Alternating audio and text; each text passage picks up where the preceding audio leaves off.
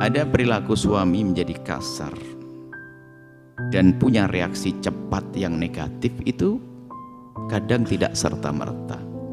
Kalau kita seandainya duduk dengan wanita yang dibegitukan, itu kalau ditanya apakah di waktu malam pertama begitu, minggu pertama enggak, bulan pertama enggak, tahun pertama enggak, tahun ke-7 baru mungkin.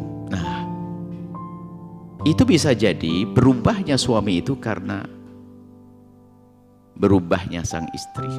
Ada sebagian suami itu memang akhirnya menjadi emosian karena apa? Istrinya leletan. Istrinya itu sudah biasa begitu. Sebenarnya itu bukan yang pertama kali dia disuruh sholat cepat.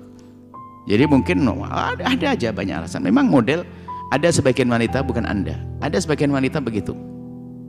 Jadi bukan cekatan, itu bahaya banget ya. Kalau orang wanita adalah cekatan, sering lupa dan sebagainya. Saya buat kisahnya begini. Suami itu sebenarnya tidak pernah bentak itu dari awal. Yang tolong baju abang diturunin ya, takut kena hujan. Ya bang, oke. Suaminya pulang dari kerja tuh, ya Allah kena hujanan belum diturunin. Dia nurunin sendiri, dikipasi sendiri karena besok dipakai kerja dia. Istrinya depan televisi. Masih pengantin baru, sabar dia masih senyum-senyum. Minggu berikutnya apa? Yang tolong yang itu ada sepatu abang jangan sampai ya. Sudah nadanya sudah. Ya jangan lupa ya. Sampai 2 kali terus. Yang jangan lupa loh ya. Bener. Pulang ke rumah kehujanan sepatunya. Oh, Masya Allah. Akhirnya merentah yang ketiga pun bertiga hari. Tahun ketiga sudah. Akhirnya tolong ya jangan lupa. Jangan lupa lagi, mohon maaf. Sudah mulai keras.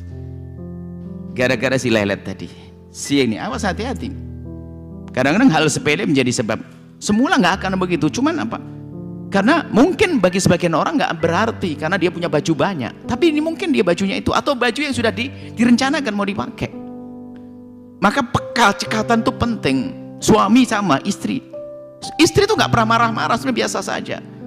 Hanya pas ngandung karena kebetulan ngandung kan anak suaminya. Bang, tolong bang. Adik ya.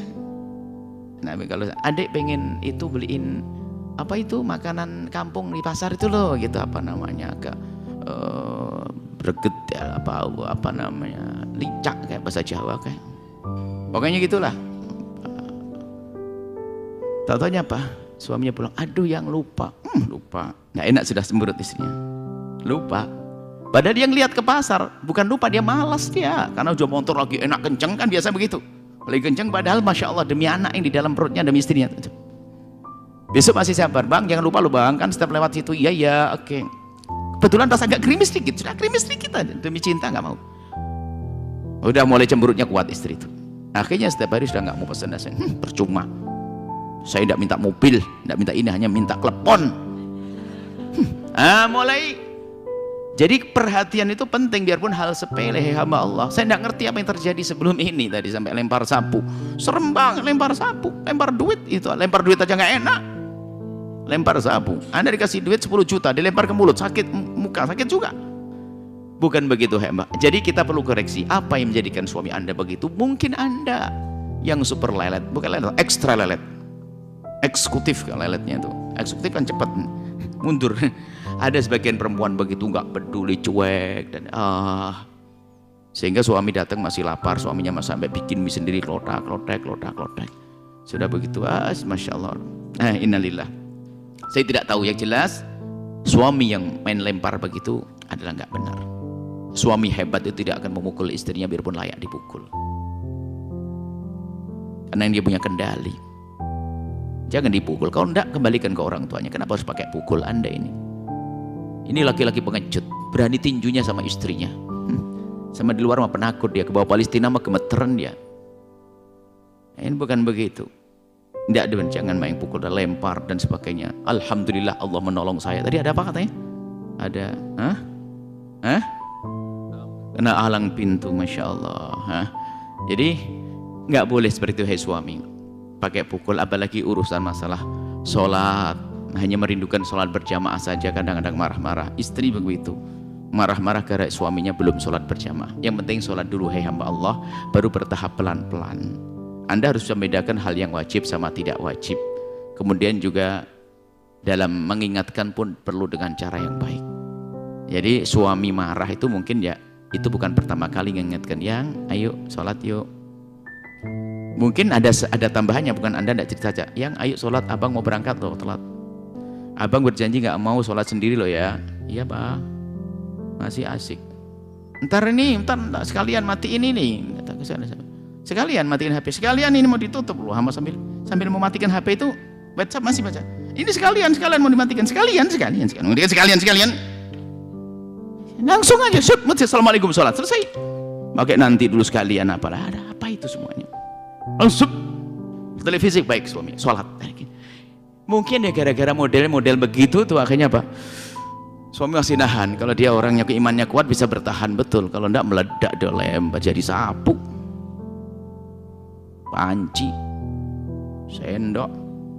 Jadi semuanya belajar ya, saling hindari kekerasan, hindari perendahan, hindari emosi yang tampak. Kalau Anda marah, emosi di dalam hati dulu.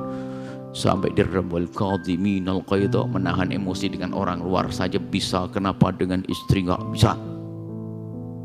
Dengan orang masih bisa ya, tapi dengan istri langsung meludak jeder. Nah ini kan, dan memang ada secara psikologi ya, faktor dekat itu menjadikan orang gampang marah.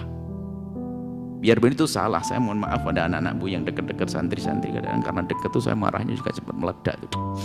Nah ya saya minta maaf deh sekarang, ya salah